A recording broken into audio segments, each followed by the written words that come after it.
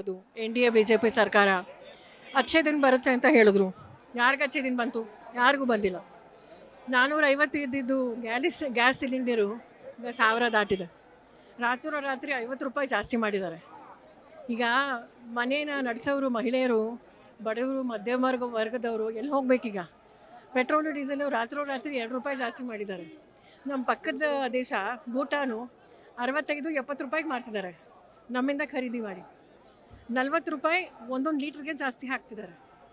ಯಾಕೆ ಈ ಥರ ನಮ್ಮ ಗ್ರಾಹಕರ ಮೇಲೆ ಲೂಟಿ ಹೊಡಿತಿದ್ದಾರೆ ನಮಗೆ ಗೊತ್ತಿಲ್ಲ. ಅದಕ್ಕೆ ಇದೆಲ್ಲ ದಿನಬಳಕೆ ವಸ್ತುಗಳನ್ನ ಇಮಿಡಿಯೇಟಾಗಿ ಕಡಿಮೆ ಮಾಡಬೇಕು ಅಂತ ನಮ್ಮ ಪ್ರತಿಭಟನೆ. ಬೆಲೆ ಏರಿಕೆ ವಿರುದ್ಧ ನಮ್ಮ ಕಾಂಗ್ರೆಸ್ ಹೌದು, ಇದು ಹಾಲಿಂದು ರೈತರಿಗೆ ಒಳ್ಳೇದಾಗಬಾರ್ದ? ಬೇರೆ ರಾಜ್ಯಗಳು ಕಂಪೇರ್ ಮಾಡಿದ್ರೆ ನಮ್ಮದು ಕಡಿಮೆನೇ ಆ್ಯಕ್ಚುಲಿ. ಹಾಗಾಗಿ ನಾವು ಸೆಕೆಂಡ್ ಹೈಯೆಸ್ಟು ಟ್ಯಾಕ್ಸ್ ಕಟ್ತಾ ಇದ್ದೀವಿ, GST. ಅದಕ್ಕೆ ನಮಗೆ ಸಿಗಬೇಕಾಗಿರುವಂಥ ಹಣ ವಾಪಸ್ ಕೊಡಲಿ. ಇದೆಲ್ಲ ಕಡಿಮೆ 100% ನಾವು ಮಾಡ್ತೀವಿ.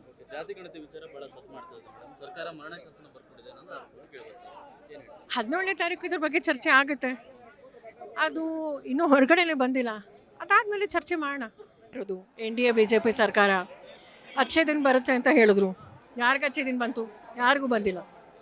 450 ಇದ್ದಿದ್ದು ಗ್ಯಾಸ್ ಸಿಲಿಂಡರು ಈಗ 1000 ದಾಟಿದೆ. ರಾತ್ರಿ 50 ರೂಪಾಯಿ ಜಾಸ್ತಿ ಮಾಡಿದ್ದಾರೆ. ಈಗ ಮನೇನ ನಡೆಸೋರು ಮಹಿಳೆಯರು, ಬಡವರು, ಮಧ್ಯಮ ವರ್ಗದವರು ಎಲ್ಲಿ ಹೋಗ್ಬೇಕೀಗ? ಪೆಟ್ರೋಲು ಡೀಸೆಲು ರಾತ್ರಿ 2 ರೂಪಾಯಿ ಜಾಸ್ತಿ ಮಾಡಿದ್ದಾರೆ. ನಮ್ಮ ಪಕ್ಕದ ದೇಶ ಭೂಟಾನು 65-70 ರೂಪಾಯಿಗೆ ಮಾರ್ತಿದ್ದಾರೆ. ನಮ್ಮಿಂದ ಖರೀದಿ ಮಾಡಿ 40 ರೂಪಾಯಿ ಒಂದೊಂದು ಲೀಟ್ರಿಗೆ ಜಾಸ್ತಿ ಹಾಕ್ತಿದ್ದಾರೆ. ಯಾಕೆ ಈ ಥರ ನಮ್ಮ ಗ್ರಾಹಕರ ಮೇಲೆ ಲೂಟಿ ಹೊಡಿತಿದ್ದಾರೆ ನಮಗೆ ಗೊತ್ತಿಲ್ಲ.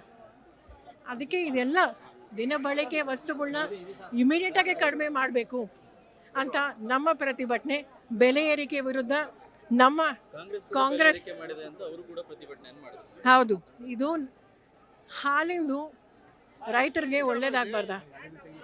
ಬೇರೆ ರಾಜ್ಯಗಳು ಕಂಪೇರ್ ಮಾಡಿದ್ರೆ ನಮ್ಮದು ಕಡಿಮೆನೇ ಆ್ಯಕ್ಚುಲಿ. ಹಾಗಾಗಿ ನಾವು ಸೆಕೆಂಡ್ ಹೈಯೆಸ್ಟು ಟ್ಯಾಕ್ಸ್ ಕಟ್ತಾ ಇದ್ದೀವಿ, GST. ಅದಕ್ಕೆ ನಮಗೆ ಸಿಗಬೇಕಾಗಿರುವಂಥ ಹಣ ವಾಪಸ್ ಕೊಡಲಿ. ಇದೆಲ್ಲ ಕಡಿಮೆ 100% ನಾವು ಮಾಡ್ತೀವಿ.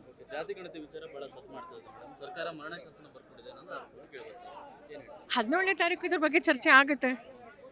ಅದು ಇನ್ನೂ ಹೊರಗಡೆನೇ ಬಂದಿಲ್ಲ. ಅದಾದಮೇಲೆ ಚರ್ಚೆ ಮಾಡೋಣ.